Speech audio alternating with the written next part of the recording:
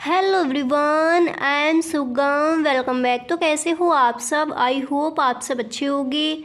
स्वागत है आप सभी का आपके अपने एसपी स्टडी यूट्यूब चैनल पर। तो गाइस, आज हम आपके लिए लेकर आए हैं जो आपका होम साइंस का पेपर होने वाला है, उसके लिए जो आपके इम्पोर्टेंट क्वेश्चन है ये है आपका बैरल मॉडल पेपर। तो ये क्वेश्चन बहुत इंपॉर्टेंट है, वो सारे क्वेश्चन इस वीडियो में आपको मिलने वाले हैं जो इस बार के आपके बोर्ड एग्ज़ाम में आ सकते हैं। देखिए, जो स्टूडेंट्स एमपी बोर्ड से हैं तो उनके लिए ये वीडियो बहुत ही हेल्पफुल होने वाला है। ओके, तो देखिए, वीडियो आपको पूरा देखना है, वीडियो को आप बिल्कुल भी स्किप ना करें।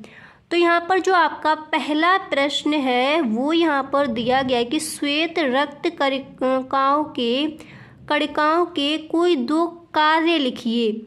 ठीक है, तो इस प्रश्न का आंसर आप इस तरह से लिखोगे कि श्वेत रक्त कणिकाओं के दो कार्य इस प्रकार हैं। कौन कौन से? पहला आपको लिखना है, ये हानिकारक जीवाणुओं तथा मृत कोशिकाओं का भक्षण कर उन्हें नष्ट कर देती हैं।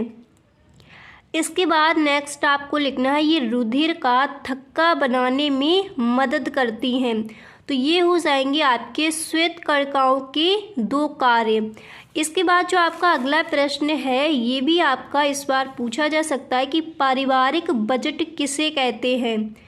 तो इस तरह से पहले आप हेडिंग डालोगे पारिवारिक बजट, फिर आपको इसमें लिखना है कि पारिवारिक बजट में परिवार की आय को ध्यान में रखते हुए समस्त नियमित एवं संभावित व्ययों को नियोजित रूप से लिख लिया जाता है। इसके बाद आप लिखोगे, इस प्रकार कहा जा सकता है कि परिवार में चलने वाली आय व्यय की प्रक्रिया को व्यवस्थित रूप में अंकित कर देने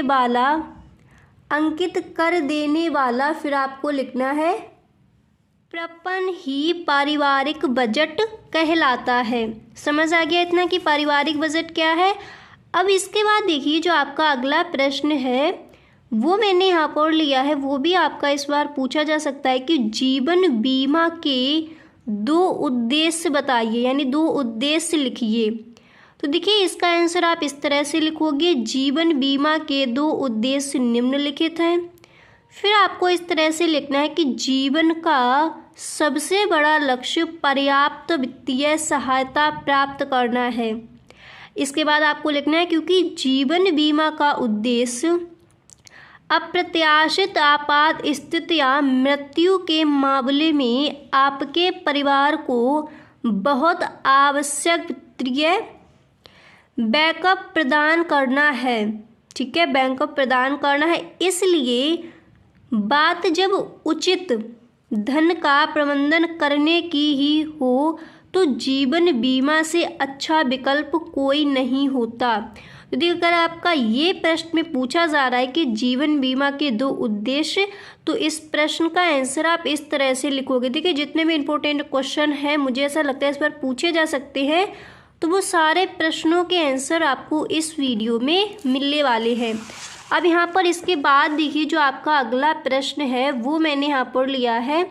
नेक्स्ट प्रश्न आपका दिया गया कि वस्तुओं के क्रय करने के दो सिद्धांत लिखिए। वस्तुओं के क्रय करने के दो सिद्धांत आपको लिखने हैं। तो आप यहाँ पर देखिए इस तरह से लिखोगे कि वस्तुओं के क्रय करने के सिद्धांत ये हैं। पहला आपको लिखना है सही गुणवत्ता, ठीक है, एंड दूसरा आपको लिखना है सही मात्रा यानी और सही समय। ओके, फिर आप देखिए यहाँ पर हेडिंग डालोगे सही गुणवत्ता, फिर इसमें आप लिखोगे सही गुणवत्ता शब्द किसी वस्तु की उपयोगिता को संदर्भित करता है। इसके बाद आपको इस तरह से ब्लैक पेन से लिखना है सही मूल्य, फिर आप लिखोगे खरीदी गई सामग्री सही मात्रा में होनी चाहिए। इसके बाद नेक्स्ट आपको लिखना है सही समय, तो इसमें आप लिखोगे जिस समय खरीदारी की जानी है सॉरी यहाँ पर थोड़ा मिस्टेक हो गया, जिस समय खरीदारी की जानी है वह महत्व का है। इसके बाद आपको देखिए जो आपका नेक्स्ट प्रश्न है वो मैंने यहाँ पर लिया है। प्रश्न आपका दिया गया क्वाशियोकोर रोग के 2 लक्षण लिखिए। तो आप इस तरह से पहले लिखोगे कि क्वाशियोकोर रोग के 2 लक्षण हैं, या फिर आप इस तरह से भी लिख सकते हो कि क्वाशियोकोर के 2 लक्षण निम्नलिखित हैं। फिर आपको लिखना है कि पूरे शरीर में कुपोषण, थकान, प्यास, भूख ना लगना यानी पेट फूलना, ये आप लिख सकते हो। इसके बाद आप लिखोगे कि बिना कारण वजन में बहुत ज़्यादा कमी होना। तो 2 लक्षण आप इस तरह से लिख कर आओगे। अब इसके बाद देखिए आपका जो नेक्स्ट प्रश्न है वो यहाँ पर दिया गया है कि भोज्य संरक्षण के महत्व को लिखिए। तो आप इस तरह से पहले हेडिंग डालोगे भोज्य संरक्षण का महत्व, और फिर आप लिखोगे कि खाद्य संरक्षण आहार संबंधी कमियों को कम करने में मदद करता है। संरक्षित खाद्य पदार्थ आहार में विविधता जोड़ने में मदद करते हैं। इसके बाद आपको लिखना है उदाहरण के लिए। देखिए ये आप ब्लैक पेन से लिखोगे। उदाहरण के लिए जब आप लिखो फिर यहाँ पर एक डैश लगाना, फिर आप लिखोगे कई मध्य पूर्वी देशों में शुष्क मिट्टी की स्थिति के कारण सब्जियां नहीं उगाई जाती हैं।